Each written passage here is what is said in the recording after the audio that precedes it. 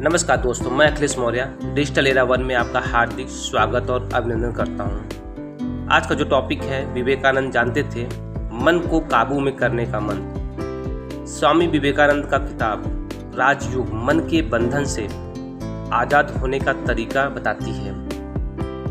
एक बार मन आज़ाद हो गया तो मनुष्य के जीवन से दुख, संताप जैसी चीज़ें गायब हो जाती है।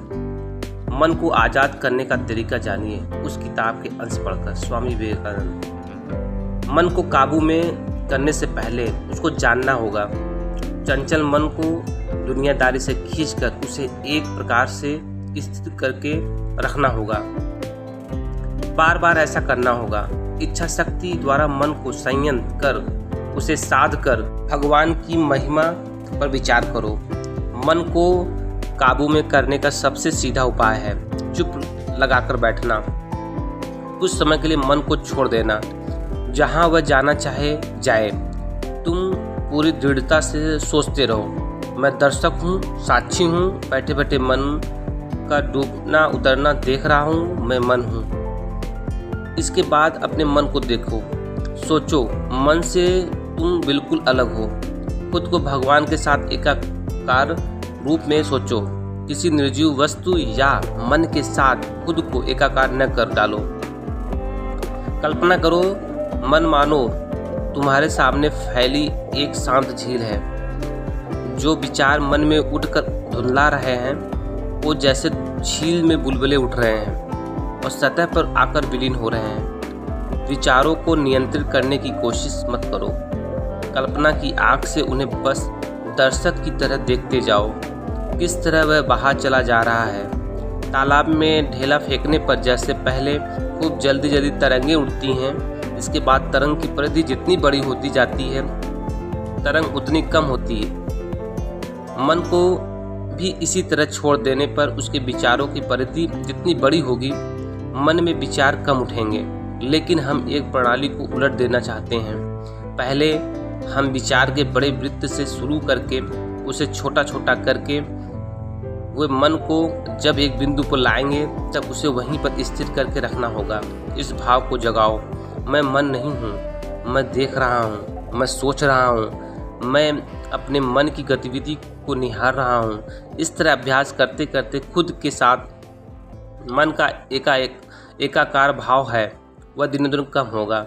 आखिर में खुद को मन से पूरी तरह अलग कर पाओगे और ठीक समझ पाओगे कि मन तुमसे अलग है। यह जब हो जाएगा तब मन तुम्हारा दास होगा जिसे तुम अपनी मर्जी से नियंत्रित कर पाओगे। सभी तर्क वितर्क और अन्य विकर्षणों को त्याग दें। क्या सुस्त बौद्धिक शब्द जाल में कुछ भी है? यह केवल मन के असंतुलित करता है और उसे विचलित करता है। सूक्ष्म स्तर की चीज़ों को साकार करना होगा।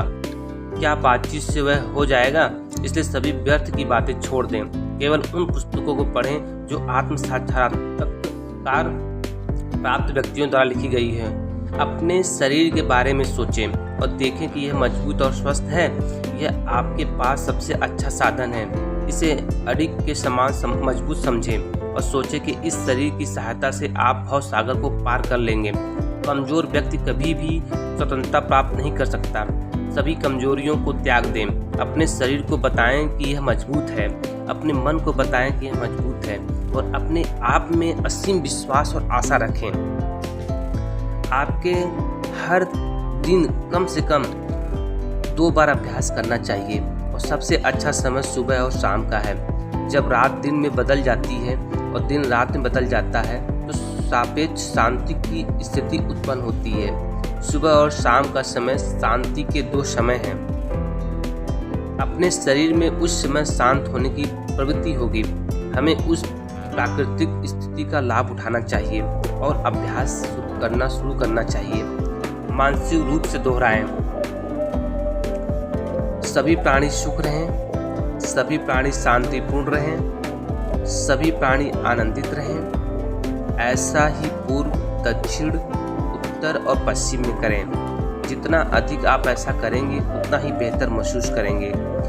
आप अंत में पाएंगे कि खुद को स्वस्थ बनाने का सबसे आसान तरीका यह देखना है कि दूसरे स्वस्थ हैं, और खुद को खुश रखने का सबसे आसान तरीका यह है देखना है कि दूसरे खुश हैं।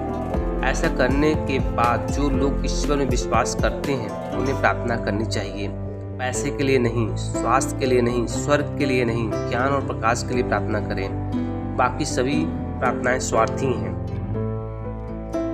धार्मिक बनने का पहला संकेत यह है कि आप खुश रहें। जब कोई व्यक्ति उदास होता है तो यह अपच हो सकता है, लेकिन यह धर्म नहीं है। योगी के लिए सब कुछ आनंद है। वह जिस भी इंसान के चेहरे को देखता है उसे खुशी मिलती है। यही एक सदुष्टी व्यक्ति की निशानी है। चेहरे पर उदासी से तुम्हारा क्या लेना देना, यह भयानक है। अगर तुम्हारा चेहरा उदास है तो उस दिन बाहर मत जाओ, अपने कमरे में बंद हो जाओ। तुम्हें इस बीमारी की दुनिया में ले जाने का अधिकार नहीं है। इन सब से आपको मन की कंट्रोल करने का जो नियम है ये सब इसमें दिया गया है। और अगर ये वीडियो अच्छा लगा हो तो प्लीज़ सब्सक्राइब करें, लाइक करें, कमेंट करें, शेयर करें। जय हिंद, जय भारत।